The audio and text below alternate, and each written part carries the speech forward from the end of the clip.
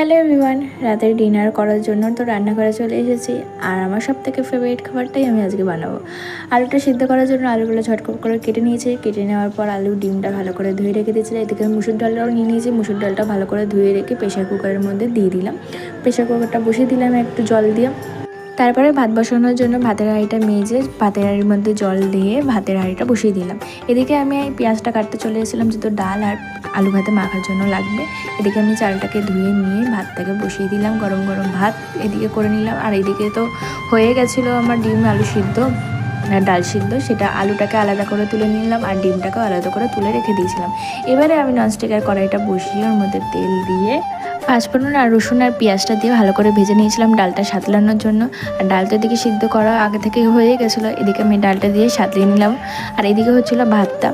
আর আমি আলু ভাতাটা মাখানোর জন্য শুকনো লঙ্কা আর পেঁয়াজটাকে ভালো করে ভেজে নিচ্ছিলাম। আর এদিকে আমি আলু ভাতাটা তাড়াতাড়ি করে নুন ভেজে রাখা শুকনো লঙ্কা আর পেঁয়াজ দিয়ে আলু ভাতাটা মেখে নিলাম। এদিকে আমার ডালও রেডি, আলু ভাতাও রেডি, ডিম সিদ্ধও রেডি। আর এদিকে আমি ভাতটাও রেডি হয়ে গেছিলো। এরপরে আমি আমার প্লেটটা সুন্দর করে সাজিয়ে নিয়েছিলাম। আর এটা অলমোস্ট আমার ফেভারিট খাবার।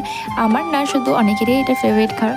আজকের মতন টাটা, গুড নাইট। ভালো লাগলে লাইক কমেন্ট শেয়ার করে দিও। আর আমার ইউটিউব চ্যানেলটা সাবস্ক্রাইব করে দিও। টাটা।